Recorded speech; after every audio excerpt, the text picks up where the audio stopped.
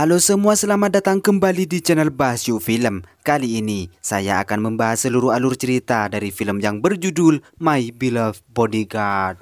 Film yang diperankan oleh Sammo Hung ini mengisahkan tentang pertemuan tanpa disengaja antara dirinya dengan seorang gadis kecil. Namun dalam kejadian tersebut, Sammo Hung terlibat dalam pertarungan brutal yang mana ia sebagai mantan pengawal profesional harus menghadapi kelompok mafia gangster paling ditakuti. Sebelum lanjut, pastikan untuk menekan tombol subscribe terlebih dahulu, aktifkan tombol notifikasinya, dan mari kita bahas ceritanya.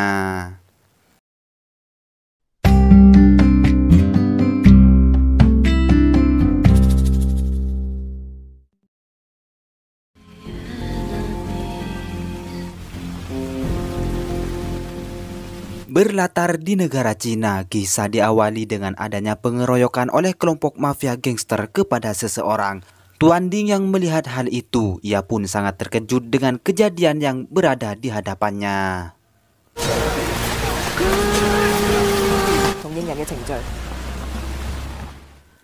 Esok harinya pihak kepolisian berhasil mengidentifikasi ketua gangster tersebut yang bernama Tuan Choi. Dalam usaha mereka untuk mendapatkan barang bukti, pihak kepolisian pun mendatangkan beberapa saksi mata termasuk juga Tuan Ding.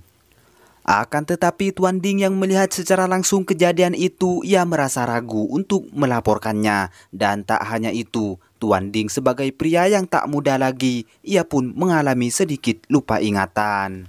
Dengan adanya situasi seperti ini, pihak kepolisian pun kemudian memeriksa latar belakang masa lalu Tuan Ding. Dan pada faktanya, Tuan Ding adalah pensiunan pasukan pengawal profesional yang berpusat di ibu kota.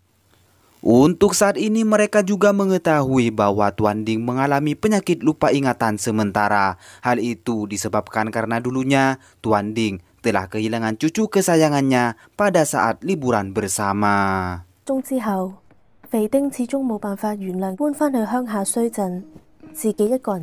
Mengetahui bahwa dirinya sering lupa ingatan, Tuan Ding memutuskan untuk memeriksa kondisi kesehatannya kepada seorang dokter yang bernama Zhao. Melihat hasil pemeriksaannya, Dokter Zhao mengatakan bahwa penyakit yang ia derita tidak akan sembuh dalam waktu dekat.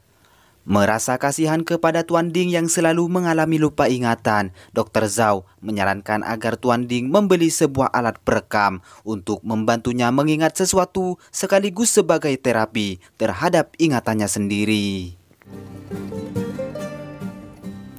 Setibanya di rumah kontrakannya, Nyonya Park sebagai pemilik rumah merasa bahagia melihat Tuan Ding kembali pulang. Dan perlu kalian ketahui bahwa Nyonya Park telah lama memiliki perasaan kepada Tuan Ding.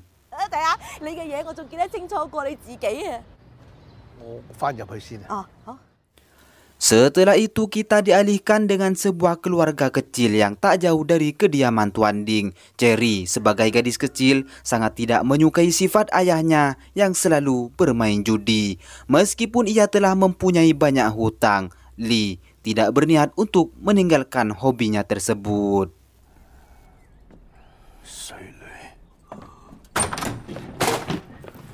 Hingga pada suatu saat Cherry yang sudah muak dengan perilaku ayahnya, ia pun diam-diam memasuki kediaman Tuan Ding untuk melarikan diri dari kejaran ayahnya itu. Mereka berdua pun tampak cukup akrab, sebagaimana layaknya seorang cucu bersama dengan kakeknya. Tak lama berselang, Lee kemudian mendatangi Tuan Ding untuk mencari keberadaan Cherry. Namun pada saat itu, Lee tidak menemukan anaknya tersebut yang mana pada saat ini, Cherry kebetulan sedang bersembunyi di dalam sebuah lemari. Merasa frustasi dengan tingkah laku anaknya, Lee kemudian kembali melanjutkan hobinya untuk bermain judi di tempat hiburan milik Tuan Choi. Meskipun ia tidak mempunyai uang sepeser pun, Lee melanjutkan untuk bermain meski uang tersebut adalah hasil pinjaman kepada Tuan Choi. Terlihat ia pun kembali mengalami kekalahan yang kemudian Tuan Choi memanggilnya untuk menagih hutang yang semakin hari semakin besar.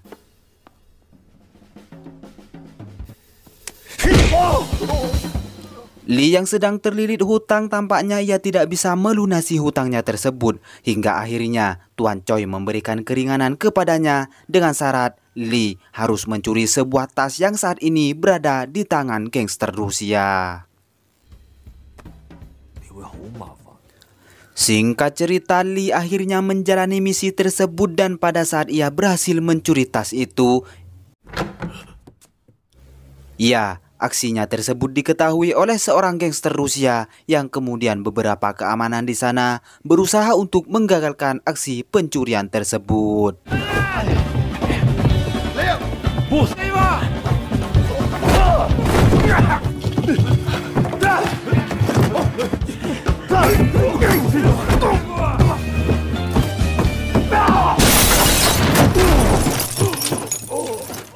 Dengan sedikit kecerdasan yang ia miliki, Lee kemudian berhasil meloloskan dirinya di mana anak buah Tuan Choi kemudian membantunya untuk kabur dari tempat itu.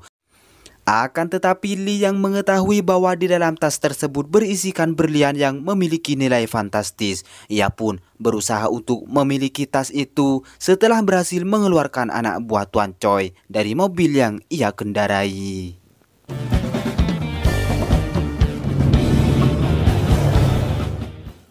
Di sisi berbeda, ketua gangster Rusia yang bernama Sergei sangat marah setelah barang berharga miliknya berhasil dicuri oleh seseorang. Hingga akhirnya ia memerintahkan anak buah terbaiknya untuk mengejar Lee entah bagaimanapun caranya. Di tempat berbeda, Tuan Ding dan Cherry menjadi sangat akrab di mana pada saat ini mereka berdua menjalani kehidupan yang sangat bahagia.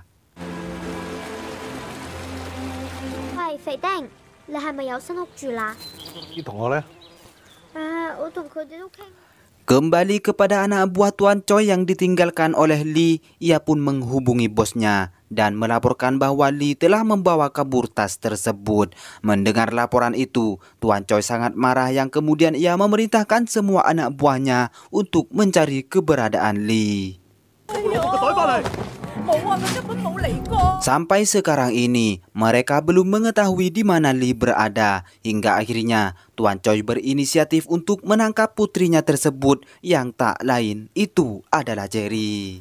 Singkat cerita, beberapa anak buah Tuan Choi pun menemukan keberadaan Cherry yang saat ini sedang bersama Tuan Ding. Tak mau dianggap remeh, Tuan Ding sebagai mantan pasukan pengawal profesional berhasil mengalahkan mereka dengan sangat mudah.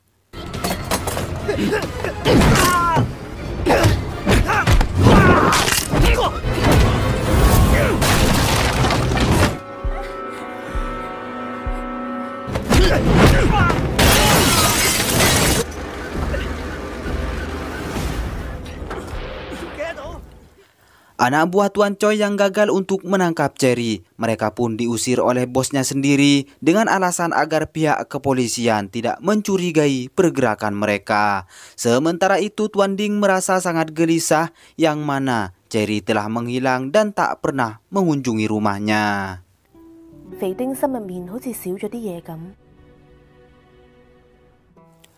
Hingga pada suatu saat ketika sebuah acara festival diadakan di tengah kota, Tuan Ding akhirnya bertemu kembali dengan gadis tersebut yang kemudian Tuan Ding mengajak Cherry untuk membeli makanan kesukaannya.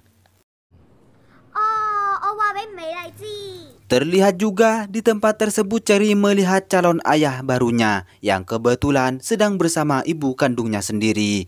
Cherry yang masih menganggap Lee sebagai ayahnya, ia pun melakukan sesuatu agar ibunya tidak menikah dengan orang lain. Dengan demikian Cherry memukuli orang tersebut yang kemudian Cherry malah ditinggalkan oleh ibunya sendiri. Dan ibunya pun mengatakan bahwa ia tidak akan menganggap Cherry sebagai anak kandungnya.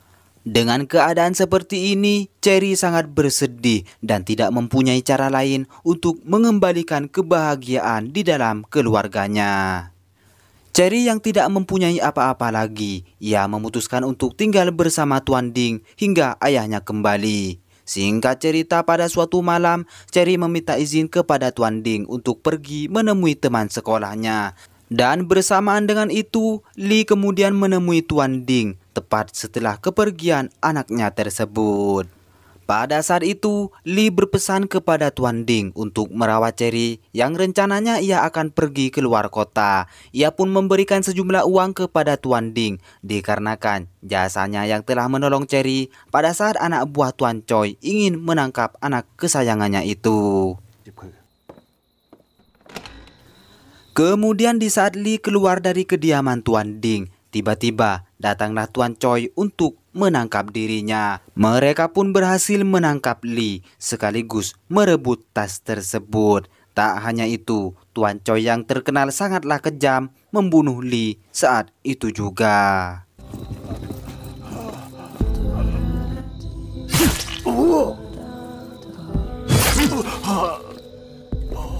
Tuan Ding yang sudah terlambat untuk menolongnya, ia pun hanya menyaksikan Lee yang kini telah tewas. Tak hanya itu saja, Tuan Choi juga membakar rumah kontrakan yang selama ini Lee dan Cherry tinggal di rumah tersebut. Setelah itu, Nyonya Park sebagai pemilik rumah kontrakan mencoba untuk melaporkan kejadian itu kepada pihak kepolisian. Akan tetapi usahanya tersebut tidak membuahkan hasil, yang mana pihak kepolisian belum mendapatkan barang bukti yang cukup dalam menangani kasus tersebut. Di sisi berbeda, Tuan Choi menemui atasannya yang bernama Zhang Hua. Ketika Zhang bertanya mengenai kasus pencurian berlian milik gangster Rusia tersebut, Tuan Choi berpura-pura tidak mengetahui hal itu. Akan tetapi pada faktanya, Zhang telah mengetahui bahwa Tuan Choi terlibat dalam pencurian barang berharga tersebut. Esok harinya, Zhang menemui anak buah Tuan Choi yang pada sebelumnya telah dikeluarkan dari anggota gangster. Hingga akhirnya Zhang memanfaatkan situasi tersebut dengan memprovokasi mereka agar membalaskan dendamnya kepada Tuan Choi dengan cara membunuh mantan bosnya sendiri. Bukan tanpa alasan, Zhang memerintahkan mereka. Hal itu dikarenakan Tuan Choi telah berbohong kepada Zhang mengenai berlian yang berada padanya. Setelah itu, scene beralih di mana Tuan Ding mencari keberadaan Cherry yang telah beberapa hari menghilang. Ia mengira bahwa Cherry berhasil ditangkap oleh Tuan Choi. Sehingga dengan tujuan untuk membebaskan Cherry sekaligus berniat ingin menghancurkan mafia gangster tersebut, Tuan Ding memutuskan untuk mendatangi Tuan Choi yang saat ini berada di markas besarnya. Singkat cerita, tibalah Tuan Ding di tempat Tuan Choi berada, yang mana Tuan Ding mendapatkan sambutan tidak baik oleh lawannya tersebut. Tak mau banyak bicara, Tuan Ding akhirnya mengeluarkan semua keahliannya untuk melawan mereka semua.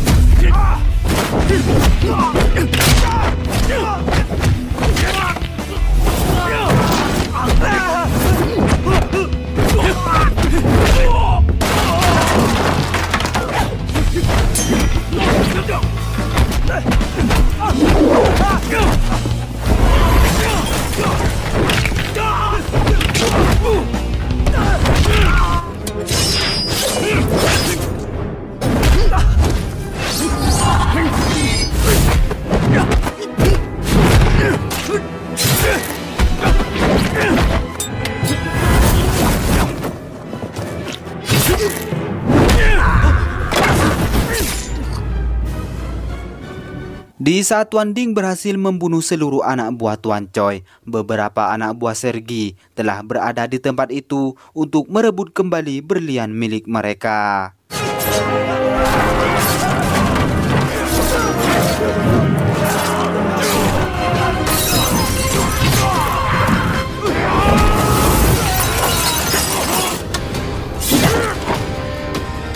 Yang kemudian Tuan Ding terpaksa harus kembali bertarung setelah salah satu anak buah Sergi mencoba untuk membunuh dirinya.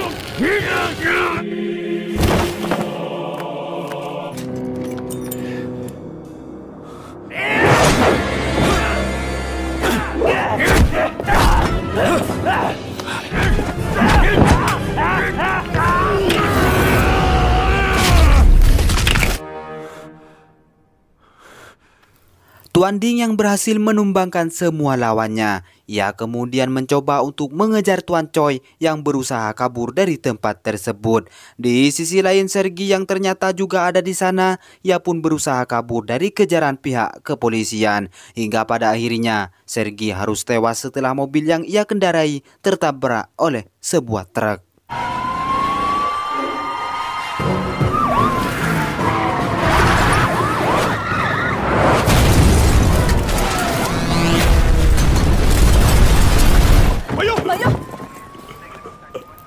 Beralih kepada Tuan Ding yang berusaha mengejar Tuan Choi tanpa rasa lelah sedikit pun. Tuan Ding harus menangkap lawannya itu untuk menanyakan di mana Cherry berada. Akan tetapi Tuan Choi yang berusaha melarikan diri. Ia pun harus tewas setelah kedua mantan anak buahnya datang untuk melakukan balas dendam.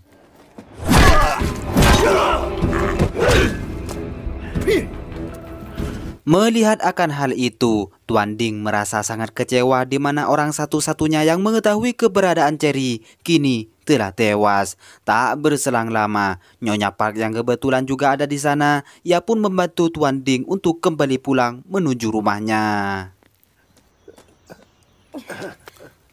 Beberapa hari kemudian Tuan Ding sangat merasa kehilangan sosok Cherry yang selama ini telah ia anggap sebagai cucunya sendiri. Namun pada saat Tuan Ding termenung, Cherry akhirnya kembali ke rumah Tuan Ding setelah beberapa hari menghilang. Melihat kondisi rumahnya yang telah hangus, Cherry sangat mengkhawatirkan kondisi ayahnya, yang mana pada fakta sebenarnya Lee telah lama meninggalkan kehidupan dunia. Setelah itu Cherry menemui Tuan Ding yang saat ini sedang tertidur pulas. Ia pun mencoba untuk menghibur Tuan Ding agar memaafkan kesalahan yang telah menimbulkan rasa kekhawatiran terhadap kakek angkatnya itu. Dan disinilah juga film pun berakhir.